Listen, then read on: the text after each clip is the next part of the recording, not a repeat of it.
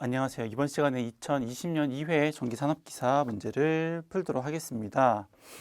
이제 계산 문제나 시퀀스 이런 문제들 위주로 설명을 해드리고 이제 암기하셔야 되는 부분들을 여러분들이 시간을 좀 따로 내셔서 공부를 암기를 좀 해주시면 될 것 같아요. 네, 1번 문제고요. 문제 뭘 구하는 거냐면은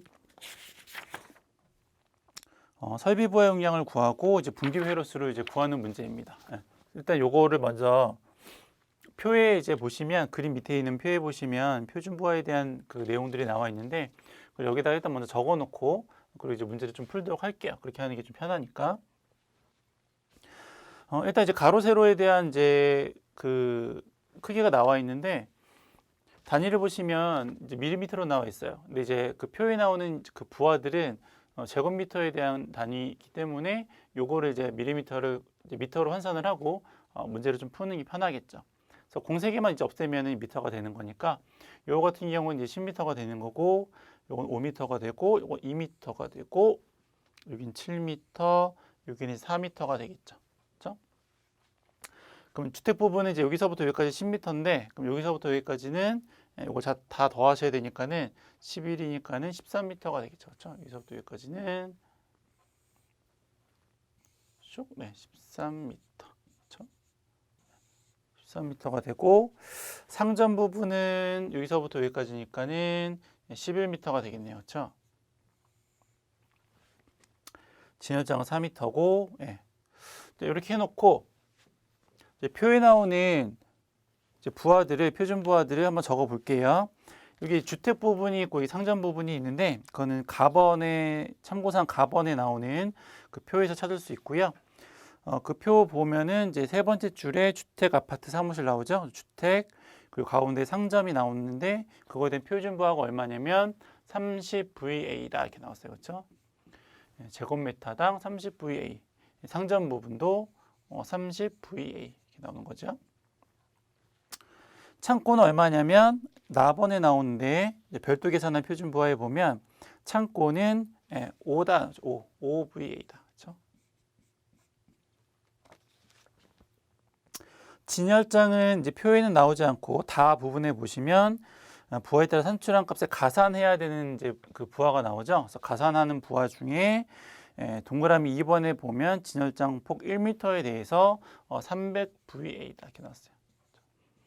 진열장은 미터당 300VA를 가산을 하고, 그래서 여기 이제 그림에 나오는 부분까지는 다 끝났는데 가산하여야 할 그 부하를 보면 동그라미 1번도 있죠. 500에서 1000 사이를 이제 가산을 한다라고 했는데 주택이나 아파트는 무조건 이제 제일 큰 값을 이제 가산을 하기 때문에 여기다가 1000VA를 가산을 하면 됩니다.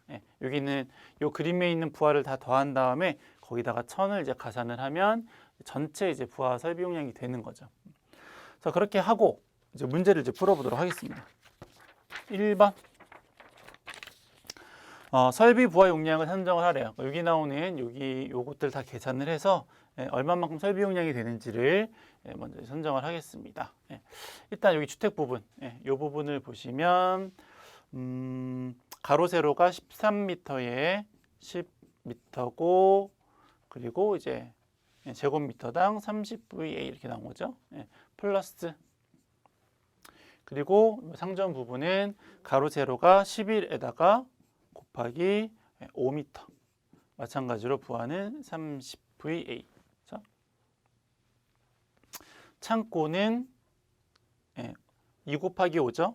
2 곱하기 5에 5VA고 마지막으로 진열장은 4m네요. 그렇죠? 플러스 4m에 곱하기 300VA 이렇게 되는 거죠. 그래서 이 그림에 나오는 것들이 다 됐고 거기다가 얼마를 더 가산하시는 거냐면 1000VA를 더 이제 가산을 하면 되는 거죠. 그렇죠? 요거는 이제 주택 부분이고, 그렇죠? 요거는 상점 부분이고, 요건 창고 부분이고, 요거는 이제 진열장 부분이고 이렇게 되는 거죠. 그렇죠?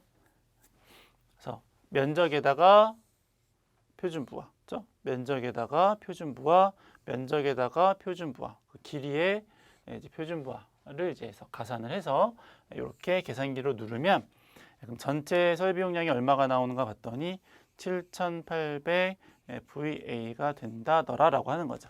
그래서 여기 1번이고요. 2번. 규정에 따라서 다음 그 가로 안에 들어갈 내용을 이제 쓰십시오라고 했는데 요거 이제 내선 규정에 나오는 내용인데 이제 내년 올해도 그렇고 시험에서는 내선 규정에 관련된 내용들이 거의 이제 삭제된다고 이제 보셔야 될 것 같고요. 내년에는 이제 완전히 없어지는 거고 올해도 KC 규정으로 이제 문제가 출제가 되기 때문에 내선 규정에 대한 내용들을 거의 이제 안 나오는 걸로 보셔야 되세요. 그래서 일단은 뭐 나왔으니까 하는 건데 보통 이제 한 회로 용량이 220 볼트의 경우에 15A를 기준으로 해서 보통 이제 한 회로 용량이 이제 3,300 VA가 됩니다. 내선 규정이 이렇게 정하는 거예요. 얘가 만약 110 볼트면 15를 해가지고 1,750인가? 1,650, 그렇죠? 1,650. 뭐 이렇게 되는 건데 한 회로 용량이 이제 그렇다라고 하는 건데, 요거 이제 내선 규정에 나오는 거에서 굳이 이제 요 시험에서는 뭐 안 외우셔도 될 것 같고요. 혹시 만약에 뭐 암기를 못 하시더라도 15, 이제 옛날에는 15A 기준으로 이제 문제를 풀었기 때문에 전압 220에다 10으로 곱하면 그 값이 나오고 110에다가 15로 곱하면 그 값이 나오니까는 뭐 굳이 뭐 이제 암기하실 내용은 아니고 대충 그런 내용들을 또 있다라고 이제 살펴보시면 될 것 같아요. 3번에 이제 분기 회로수를 구하십시오라고 했는데 분기 회로수는 어떻게 구하세요? 분기 회로수는 총 설비 용량에다가 그렇죠? 총 설비 용량에다가 이제 한 회로 용량만큼 해서 나누면 되는 거죠. 그렇죠? 이렇게 하는 게 이제 분기 회로. 지금 우리가 요 문제에서는 전체 설비 용량이 얼마라고 했냐면은 7,800이라고 했으니까 이제 한 회로 용량만큼만 나누어 주면 그럼 이제 우리가 분기 회로를 구할 수가 있는데 총 용량이 7,800이고요. 한 회로 용량은 이제 어떻게 구하는 거냐면 3번에 사용 전압은 220이라고 했죠. 220 곱하기. 그렇죠? 어쨌든 얘도 VA고 얘도 VA니까는 전압에다가 전류를 곱해서 계산을 하시는 거고 전압은 220이고요. 전류는 어디에 나오냐면 문제 거의 제일 마지막 제줄에 보면 분기회로는 16A 분기회로를 쓰겠다라고 했으니까 여기다가 16 이렇게 이제 계산을 하시는 거죠. 이걸 이제 계산기로 누르면 계산기로 누르면 2.22가 나온대요. 2.22. 그렇죠? 근데 이제 회로수가 그 소수점 이하로 나올 수는 없으니까는 무조건 절상하는 거죠. 그래서 요거 같은 경우에는 16A 3회로가 되는 건데 요 그림에 보시면 요 왼쪽 구석에 뭐가 있냐면 룸 에어컨은 전격 소비 전력 3kW다라고 나와 있죠.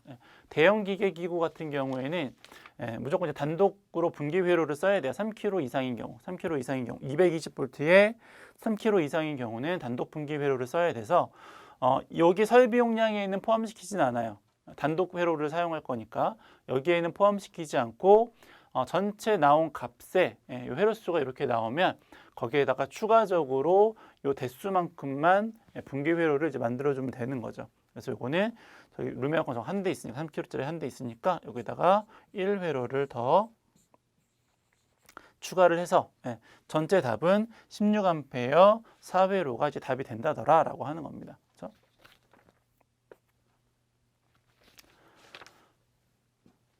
4번 문제. 4번 문제도 똑같죠.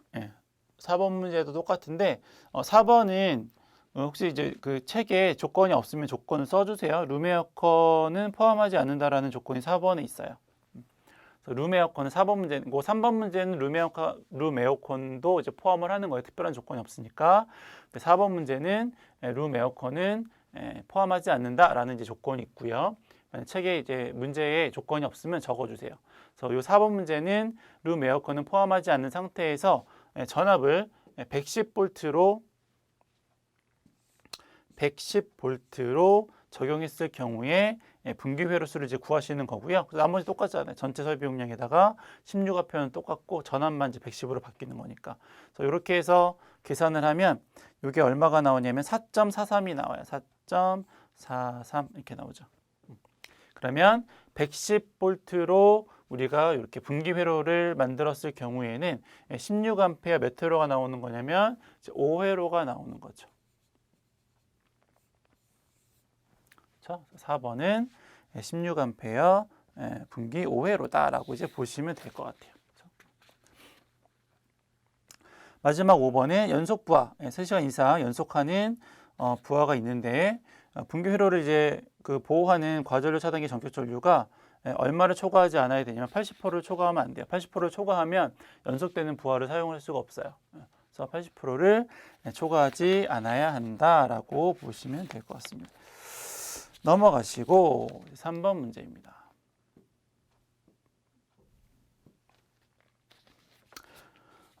미완성 시퀀스가 나왔네요. 뭐 이런 건데 문제 자체는 크게 어렵지는 않고요. 대충 이제 이 그림을 보시면 이제 어떤 건지 아시겠죠? 직입기동이죠. 이게 보면은 전원이 유도전동기로 쑥 들어가고 3개의 선이 들어가고 중간에 뭐 Y결선이나 뭐 리에이터가 연결된 것도 아니기 때문에 그냥 직입기동이라고 이제 보시면 돼요. 직입기동을 하는 거고 여기 이제 MCCB가 있겠죠. MCCB가 있는 거고 차단기가 있고 여기 이제 THR이 있죠. 열동계전기. 그렇죠? 과전류에 의해서 열이 발생하면 그 기계를 보호하기 위해서 차단하는 여기는 이제 전력용 콘덴서 역류 개선을 하기 위해서 이제 PBS 비접점이 있고 리미트 스위치가 있네요. 그렇죠?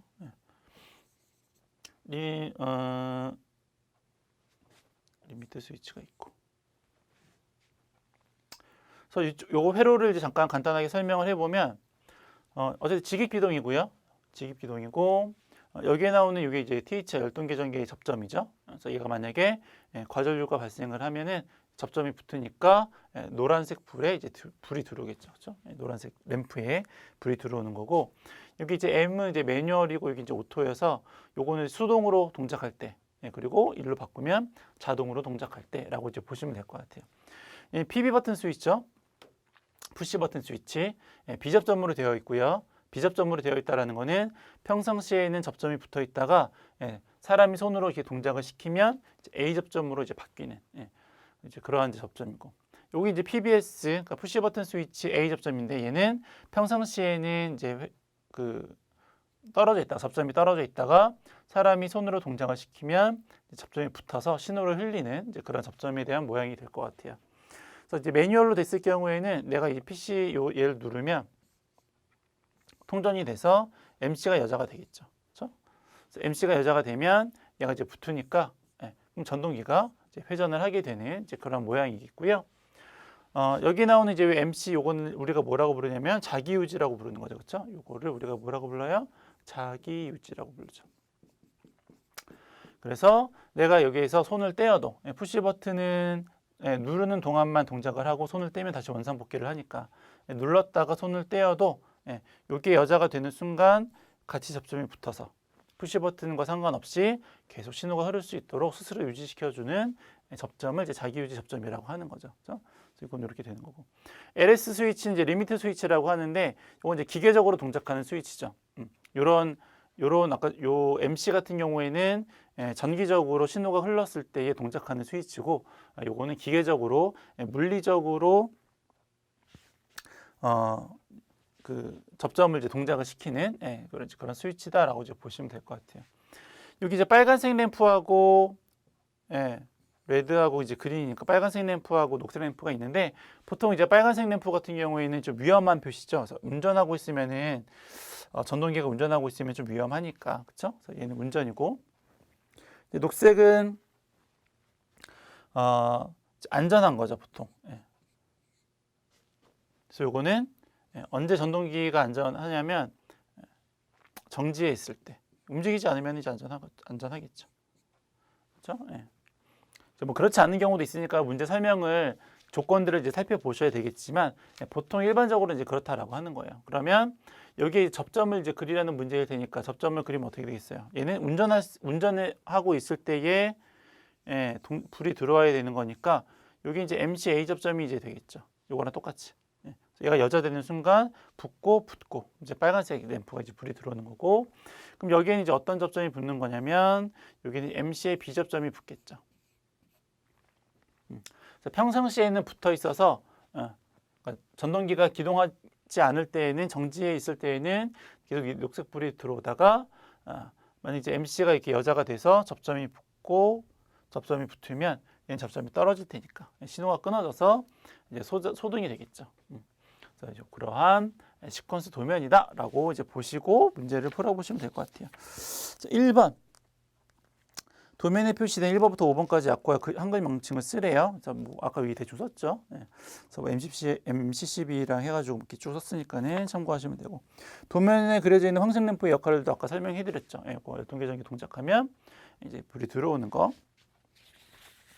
3번에 전동기가 정지하고 있을 때 녹색 램프 점등, 전동기가 운전하고 있을 때에는 녹색 램프는 소등되고 적색 램프가 점등되도록 회로도를 우리가 이제 완성을 했어요. 그렇죠? 넘어가시고 4번.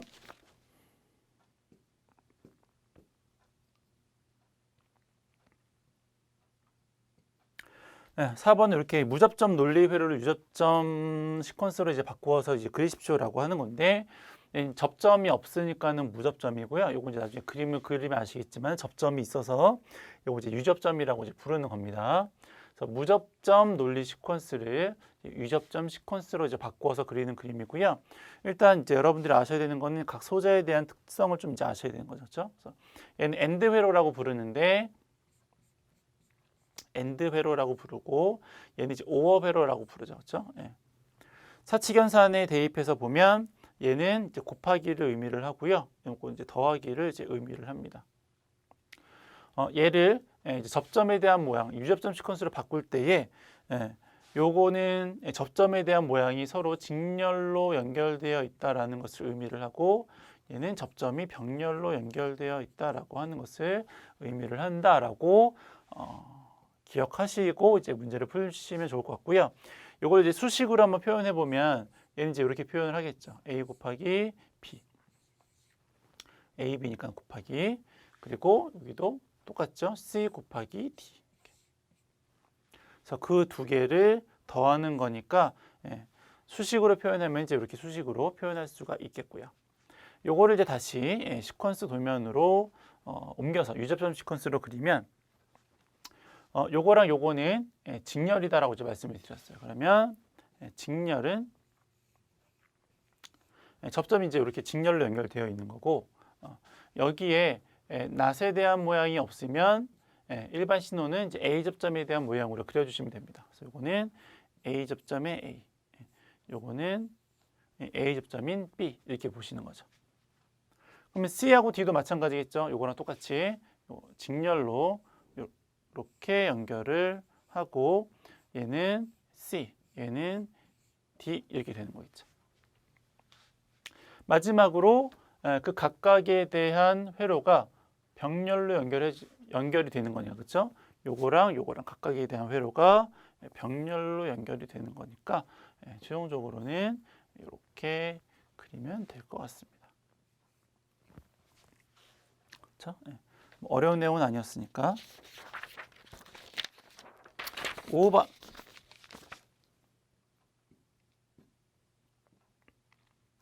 이렇게 뭐 이제 그림이 나오면서, 그렇죠? 이렇게 그림이 나오면서 뭐 부하율과 부등률을 구하고 이제 그런 이제 내용들에 대한 문제고요.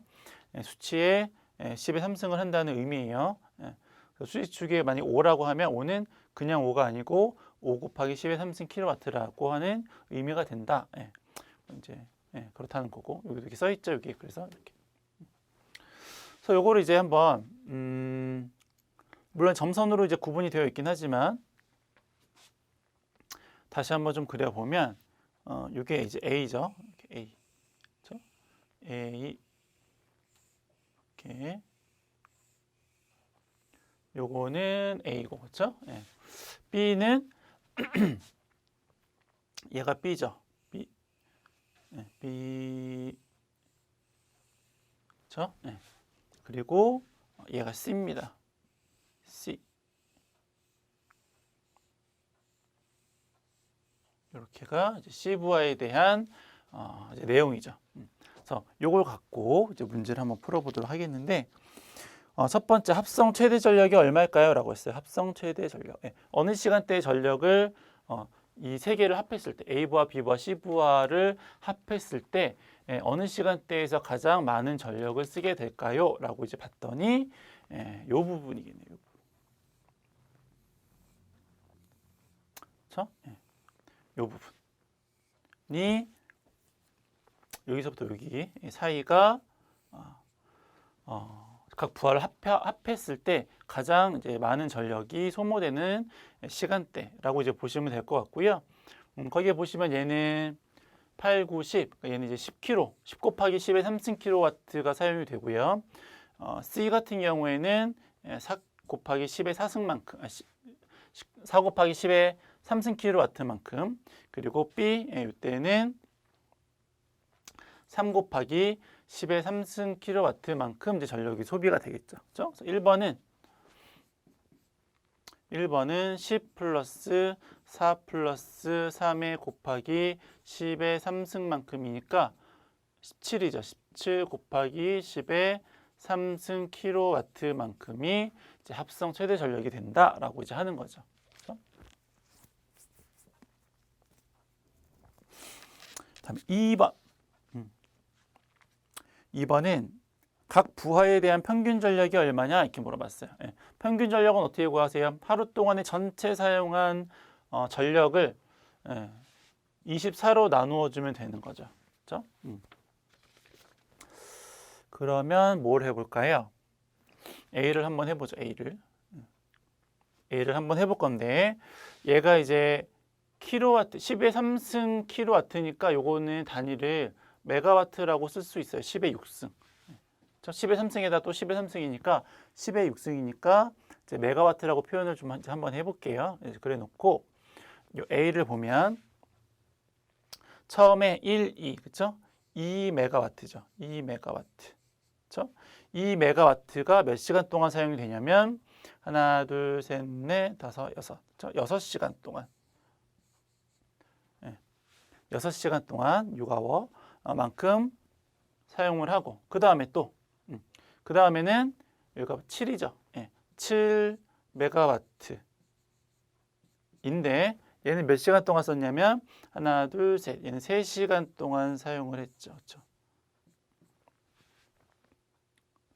그 다음에는 10메가와트인데 얘는 몇 시간 동안 썼냐면 하나, 둘, 셋. 마찬가지로 3시간 동안 썼고요.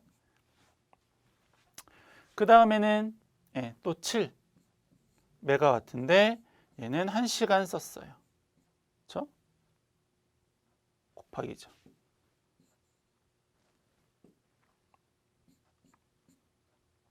한 시간. 그렇죠? 그 다음에 다시 10메가와트를 몇 시간 동안 썼냐면 하나, 둘, 셋, 4시간 동안 썼죠. 4시간. 그렇죠? 그리고 또 7메가와트를 몇 시간 동안 썼냐면 하나, 둘, 셋, 4시간 동안 썼어요. 4시간 플러스 마지막으로 2, 그렇죠? 2메가와트를 몇 시간 동안 썼냐면 하나, 둘, 셋, 3시간 동안 썼죠. 곱하기 3시간. 그렇죠? 이제 여기서부터 여기까지가 A 부하가 하루 동안 사용한 총 전력 양이고요. 걔를 24로 나누면 평균 전력이 되는 거죠. 하루 동안의 평균 전력. 그렇죠? 이게 A 부하. B 부하도 그렇고 C 부하도 그렇고 똑같이 이렇게 계산을 해주면 되는 거죠. 그러면 A 부하가 얼마냐면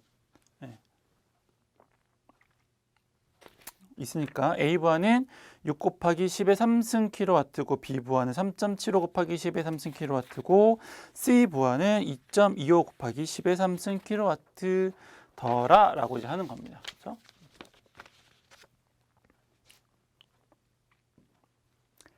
세 번째,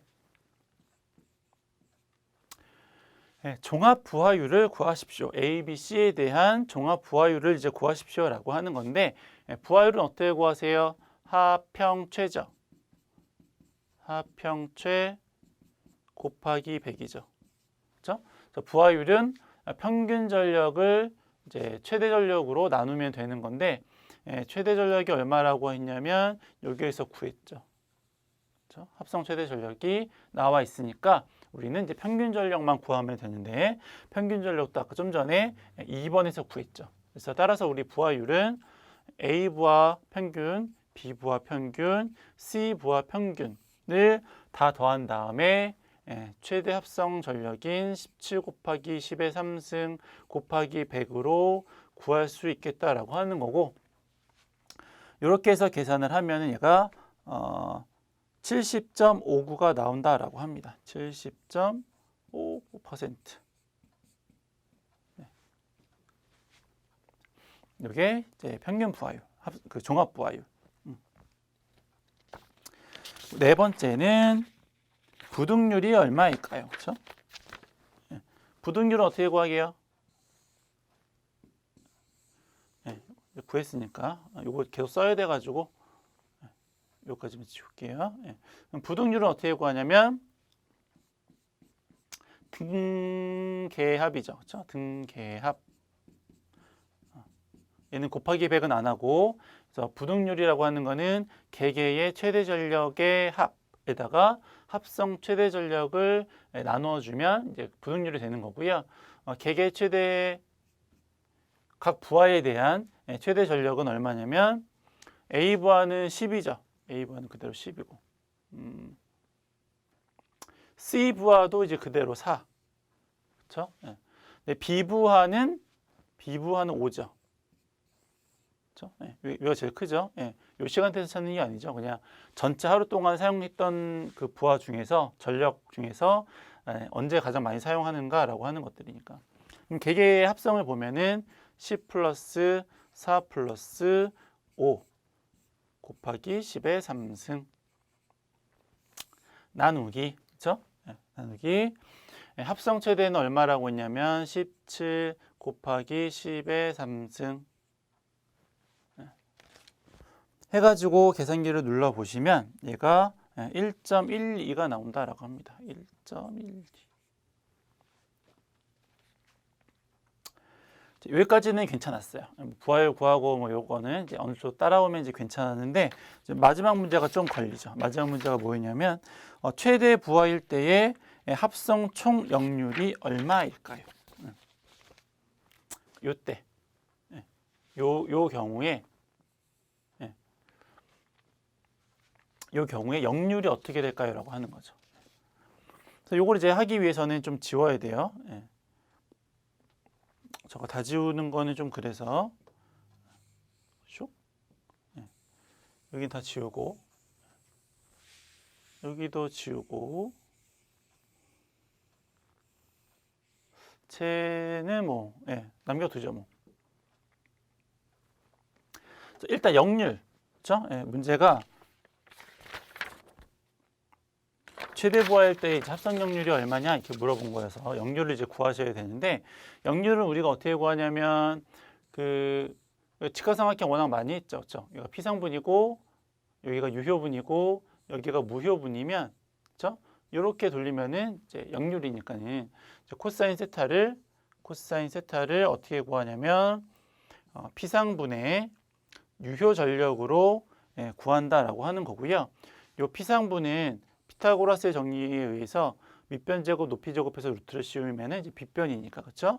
그러면 P의 제곱 플러스 PR의 제곱, 루트를 씌우시고 다시 그 위에 P 유효 전력을 쓰면 이게 이제 역률이 된다라고 하는 거죠. 문제에서 최대 부하시니까 요거는 요거는 17이에요.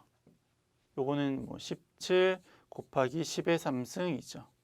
얘도 마찬가지로 17 곱하기 20의 3승이죠. 이놈이니까. 그렇죠? 이제 우리가 뭘 구해야 되냐면 얘를 구해야 돼요. 무효전력. 무효전력을 이제 어떻게 구할까요? 무효전력을 구하는 방법은 요 그 내용에서 문제에서 무효전력은 어떻게 구하냐면 무효전력이라고 하는 거는 여기에서 보면 피상전력에다가 곱하기 사인 값이죠. 그렇죠? 피상전력에 곱하기 사인 값인데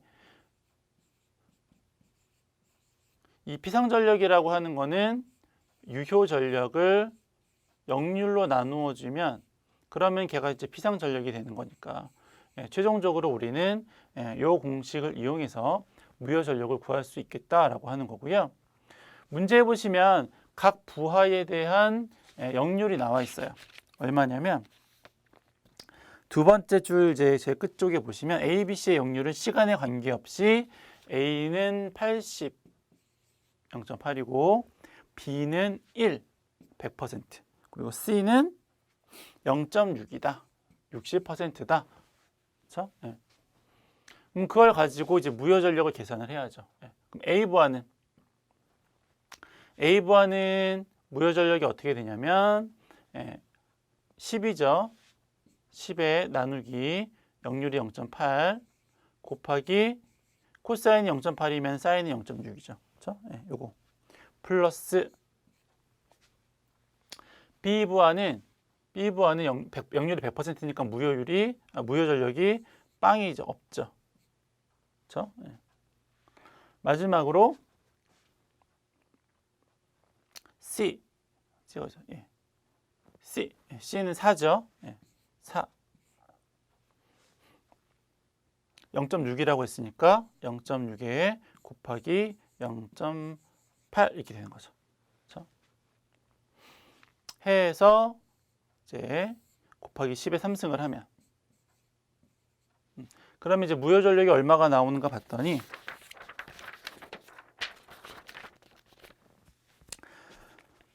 길기도 하네요. 1, 2, 8, 3, 3.33 1, 2, 8, 33.33 kVAR이 나온다라고 하는 거고요. 요 놈을 여기다가 쇽 대입을 해서 나머지 식을 계산기로 똑똑똑 누르면 전체 합성 역률이 나오겠네요. 그렇죠? 이렇게 하면 얘가 얼마냐면 79.81%가 나온대요. 퍼센트로 물어봤으니까는 이렇게 해가지고 뭐 곱하기 100을 해야 되겠죠. 그렇죠? 곱하기 100을 하면 79.81%가 답이 된다더라라고 하는 겁니다. 그렇죠? 여기가 조금 복잡했죠. 무효전력 구하는 게. 나머지 이제 전에 그 뭐 부하율 구하고 분등률 구하는 거는 여기서 이제 뭐 이렇게 찬찬히 찾아가지고 이제 대입을 하시면 되는데 여기 무효전력 구하는 게 조금 기존하고 좀 이제 다른 유형이었기 때문에 기사도 이런 문제가 나왔었어요. 이건 좀 특별한 유형이니까는 한번 연습을 해두시면 좋을 것 같습니다. 넘어가시고.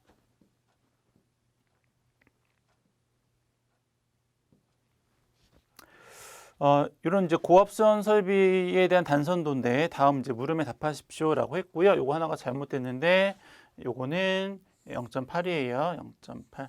요점을 좀 해두시고. 나머지는 뭐 일단 동그라미 이런 것들은 다 원래는 이제 명칭이 뭐냐 보통 이제 이런 식으로 많이 물어보죠. 그래서 차단기고 51은 OCR이죠. 과전류 계전기. 그리고 얘는 이제 계기용 변압기니까는 뭐 대충 그런 거. 원래 이제 이런 거 접지 몇 종 접지냐 이제 이런 거 물어봤을 텐데 이제 몇 종 접지 없어졌으니까는 이제 뭐 넘어가시고 접지를 한다 뭐 이제 보시면 되죠. 해서 문제를 풀어보죠. 1번 문제는 이제 3번부터 5번에 이제 명칭을 한글로 쓰라고 한 거니까 쓰시면 되고, 아까 잠깐 말씀드렸고, 두 번째, 각 부하의 최대 전력이 그린 것 같대요. 각 부하에 대한 최대 전력이 나왔고, 역률이 0.8이고 부등률이 1.2일 때 변압기 1차 측 전류계 A에 흐르는 최대값이 얼마냐 이렇게 물어봤어요. 그러니까 이제 1차고 2차죠. 그렇죠? 전원축이고 이제 부하축인데 이쪽에 붙어 있는 이 전류계의 전력값이 얼마일까요? 이제 이렇게 물어본 건데 보통 이제 구하려면 이 변압기 용량을 알고 변압기 이제 전압으로 나누어서 루트 3 삼상이면 이제 루트 3 해가지고 전류값을 구하고 거기에다 CTB를 이제 적용을 해가지고 이제 전류값이 2차 전류 전류계의 전류값이 얼마다라고 이제 하시면 되는데 얘는 지금 없죠. 그러니까 얘를 먼저 구해야 돼요. 그렇죠? 변압기 용량을 먼저 구해야 되는 거죠. 변압기 용량 구하시는 방법은 설비 용량에다가 수용률에다가 역률 그리고 이제 부등률. 그렇죠? 이렇게 이제 구하시는 건데 요거는 이제 뭐 꼭 굳이 변압기 용량을 이렇게 해서 구하셔도 되고 아니면은 어쨌든 전력에 대한 개념이니까 책에 있는 것처럼 여기에서 역률을 빼면은 최대 합성 전력 값이 나오니까 그 값을 가지고 최대값 그 최대 전류를 이제 구할 수 있겠다라고 하는 거죠. 책에 있는 것처럼 이제 요걸 한번 해볼게요. 이제 이렇게 되면은 요게 이제 곱한 게 이제 개개별 최대 전력인데 개개별 최대 전력은 여기 나왔어요. 그래서 요거는 100에 플러스 140에 플러스 180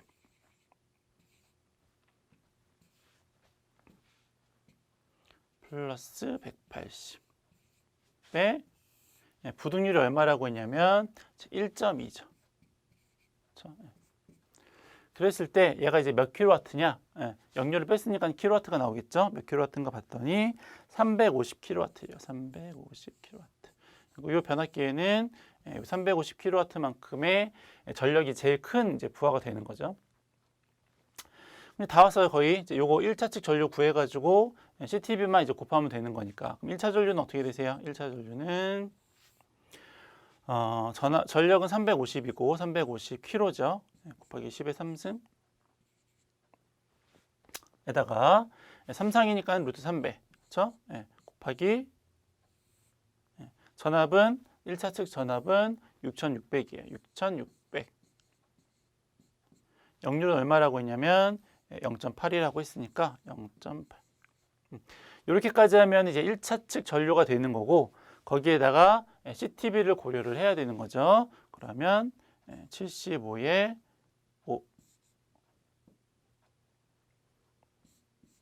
75분의 해서 계산기로 누르면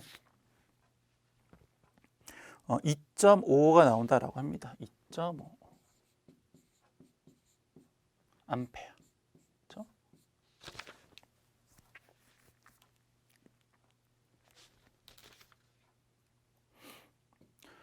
아예 이제 여기서 역률을 이쪽에다가 대입을 했으면 여기서 역률을 빼면 되는 거니까 어차피 그놈이나 똑같은 거고. 여기 혹시 헷갈리시는 분들은 5분의 75를 할지 75분의 5를 할지 헷갈리시는 분들은 그림을 보시면 1차가 75고 2차가 5A니까 2차가 무조건 작아야 되니까 이 전체 값이 작도록 변류비를 이제 대입을 하시면 되는 거죠. 그렇죠? 그런 식으로 혹시 이제 요 위아래가 혼동되시는 분들은 그렇게 해서 쓰시면 될 것 같아요. 3번 고압 쪽에 대한 필요기 전격 전압은 뭐 7.5 방전 전류 2500A짜리 쓰시는 거니까 그리고 방전 코일의 설치 목적은 잔류 전하를 방전을 하는 거죠. 넘어가시고 건축물의 천장이나 벽 등 건축화 조명이 이제 많이 시공되는데 그 옥내 조명 설비에 따른 건축화 조명의 종류 4가지가 뭐 그렇게 정의되어 있다고 하는 거니까 참고적으로 이제 보시면 되고 차단기 종류 5가지도 뭐 워낙 많이 보시는 거잖아요, 그렇죠? 뭐 공기 차단기는 이제 압축 공기로 하시고 유입 차단기는 뭐 절연 유고, 가스 차단기도 뭐 시험에서 워낙 많이 나오죠. SF6 가스의 뭐 장점 같은 거, 뭐 인체에 무해하고 뭐 그런 것들. 진공 차단기는 이제 곧 진공상에서 이제 아크를 이제 소화시키는 거고, 자기 차단기는 전자력으로 이제 차단한다 이제 뭐 그런 거니까 워낙 많이 나오는 것들. 9번도 그렇죠. 이런 뭐 어떤 측정 기기를 사용하는 게 적합한가 뭐 이런 것들 이제 반복적으로 나오는 것들이니까 참고적으로 보시면 될 것 같고요. 10번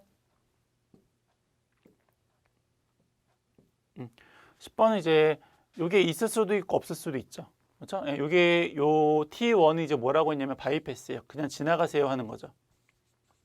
그냥 통과. 예. 그래서 그냥 통과하는 게 이제 바이패스고 얘가 이제 없을 수도 있는데 얘가 있건 없건 거의 이제 그 사용 그 순서는 거의 똑같죠. 그렇죠? 예. 얘가 이제 들어가느냐 안 들어가느냐의 차이지 일단 얘보다는 이쪽이 좀 더 중요한 거죠. 그래서 이건 이제 단록이고 요건 단록이고 차단기가 있을 때 이제 가장 먼저 뭘 끊어줘야 되는가에 대한 문제죠.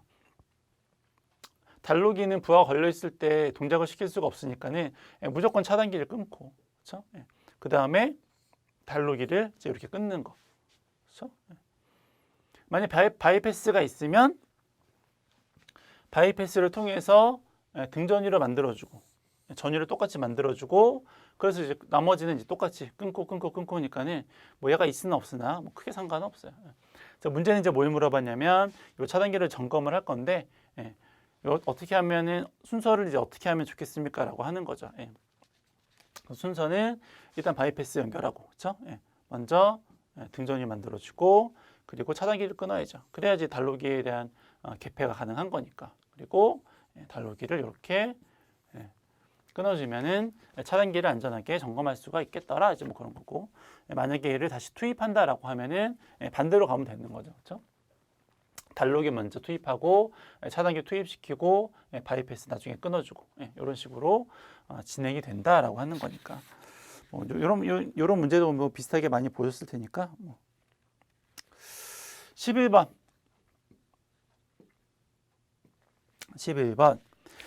거기 이제 BIL이라고 하는 거는 이제 기준 충격 저령 강도를 이제 의미를 하죠. 차단기 전격 전압이 25.8이면 전격 용량이 어떻게 되겠습니까?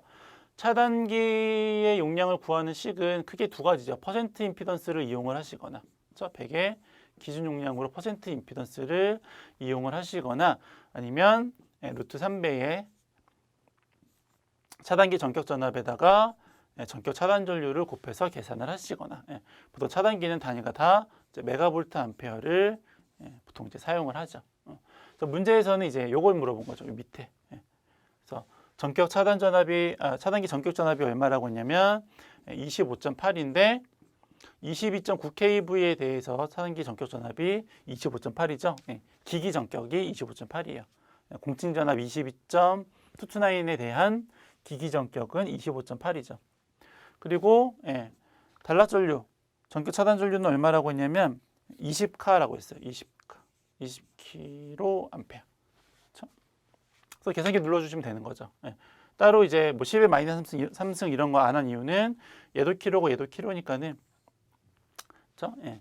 전체 이렇게 그 곱하면은 6승이 메가가 바로 나오니까 굳이 뭐 단위 10의 몇 승 이거는 안 한 거고 루트 3에다가 25.8 곱하기 20을 하면은 단록이 용량이 나오는 거죠. 차단기를 트립시키는 방식은 이제 뭐 전압으로 트립을 시키거나 전류로 트립을 시키거나 뭐 그 부적전압 계전기 쪽으로 이제 연결을 해가지고 이제 그쪽에서 같이 연동을 해서 차단시키거나 이제 뭐 그런 거죠. 그래서 거기 나오는 것들을 보시면 직류 전압 트립 방식, 그러니까 뭐 특정한 단어들만 몇 가지 이제 기억을 하시면 되는 거니까, 그렇죠? 직류 전압 트립 방식은 별도의 제어용 직류 전원이 따로 있는 거죠. 축전지에 의해서. 과전류 트립 방식은 변류기 2차 전류에 의해서. 콘덴서 트립 방식은 충전된 콘덴서에 의해서. 부족 전압 트립 방식은 그 원래 부족 전압 트립 장치가 있는데 그거랑 같이 연계해서 차단이 되는 거다라고 보시면 될 것 같아요. 12번.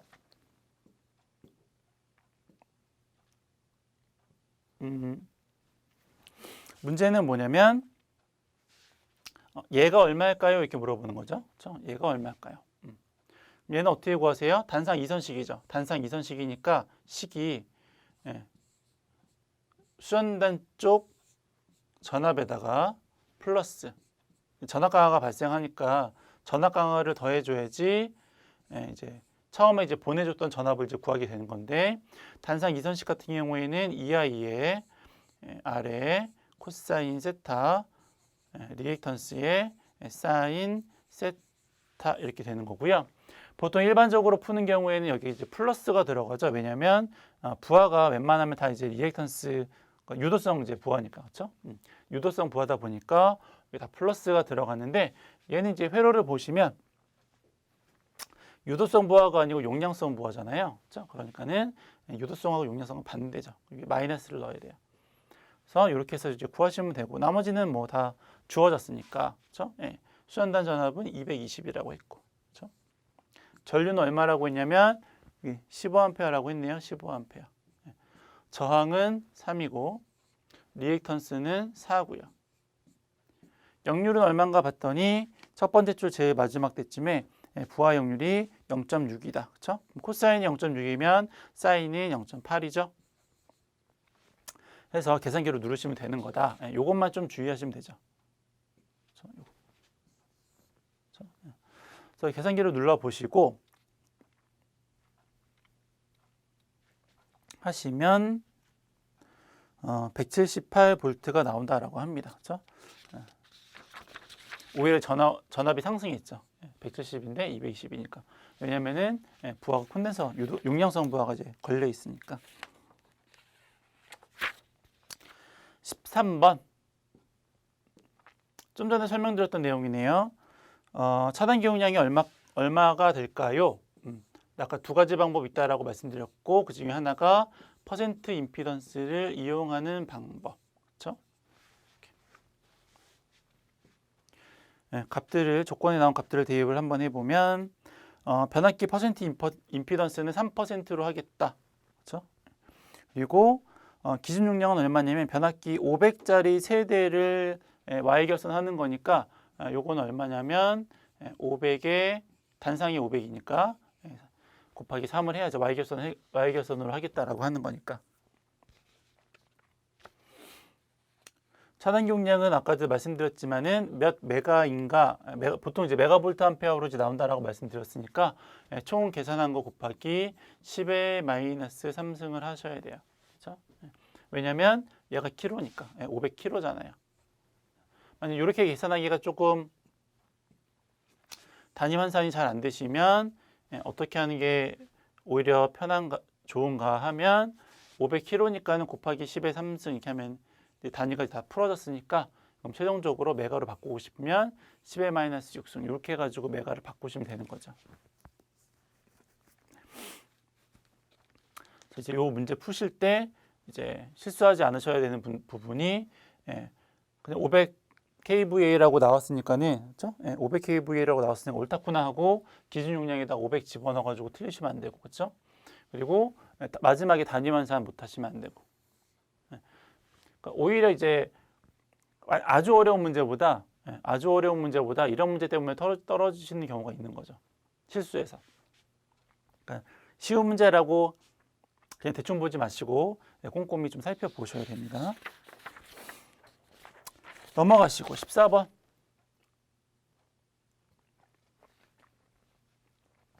뭐 자가발전기 최소 용량 구하는 것도 뭐 여태까지 시험에서 여러 번 이제 반복해서 나오는 부분들이니까 그렇죠? 뭐 구하시는 식들은 이제 다 아시죠? 전압 강화에다가 1에 곱하기 과도 리액턴스에다가 기동 용량 그렇죠? 나머지는 다 이제 주어지는 값들이니까 얼마냐면 25%라고 했고 그렇죠? 그리고 아니죠. 전압 강화는 20%네요. 전압 강화는 20%라고 했고, 그렇죠? 20%라고 했고, 과도 리액턴스가 이제 0.25%니까, 그리고 기동 용량이 얼마냐면 2000이라고 했으니까는 요거 이제 뭐 식에다가 대입하는 거는 크게 어려운 거 아니니까 공식은 꼭 기억을 좀 해두시면 좋을 것 같아요. 15번.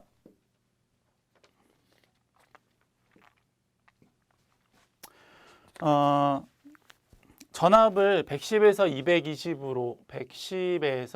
220볼트로 승합을 했으니까 2배만큼 승합이 된 거죠. 그렇죠? 이렇게 2배만큼 전압을 승합했을 때 이제 어떤 효과들이 있겠습니까? 라고 하는 거고요. 첫 번째, 공급 능력 증대는 공급 능력이 전압하고 비례하는 관계가 있죠. 왜냐하면 조건에서 손실은 무시한다라고 했으니까 그럼 따라서 얘는 2배만큼.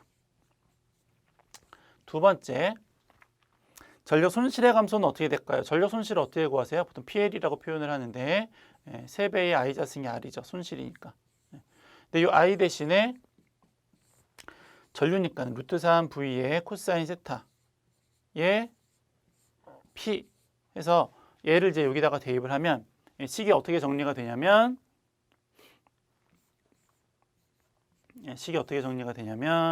V의 자승에 코사인 제곱 세타에다가 P의 자승에 R 이렇게 정리가 되는 거죠. 나머지 조건들이 일정하다라고 가정을 하면 전압의 제곱에 이제 반비례하는 관계가 있는 거죠. 손실은. 그렇죠? 그러면 2배니까는 2배의 제곱이니까는 4분의 1이죠. 0.25죠. 그렇죠? 그럼 손실이 25%만큼으로 되는 거죠.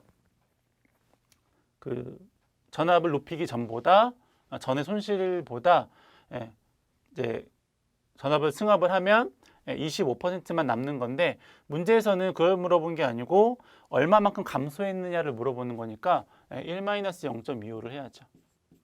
그렇죠? 75%만큼 이제 감소가 되는 거죠. 얼마만큼 감소했습니까를 물어본 거니까. 그렇죠? 감소가 몇 %냐 이렇게 물어봤으니까. 전압 강화율은 어떻게 될까요? 전압 강화율은 일단 전압 강화가 V의 P의 R 플러스 리액턴스의 탄젠트 세타죠. 그렇죠? 얘가 전압 강화인데 전압 강화율은 이 전압 강화를 다시 전압으로 나누는 거죠. 결과적으로 얘가 전압 V니까는 얘도 전압의 제곱에 반비례하는 관계가 있을 거고 그러면 마찬가지로 얘도 75%만큼 감소를 하겠죠. 그렇죠? 마지막 16번.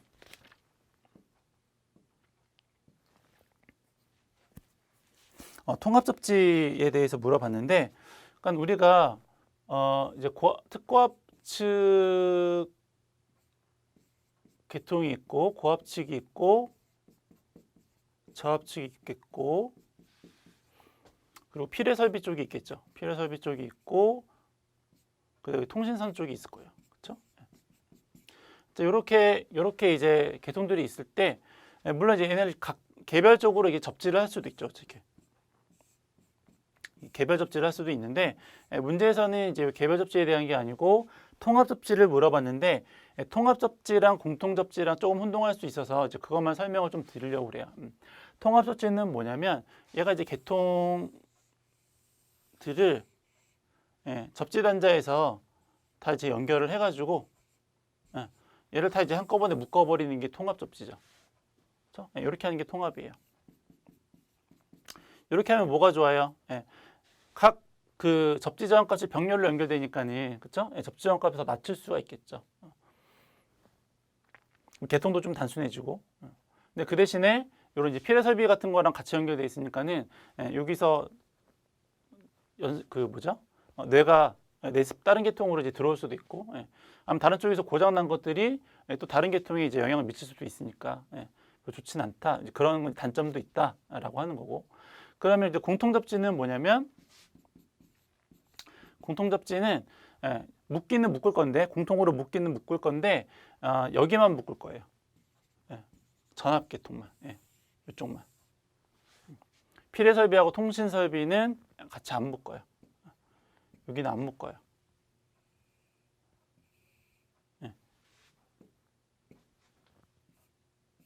여기까지만 묶는 게 이제 공통이죠.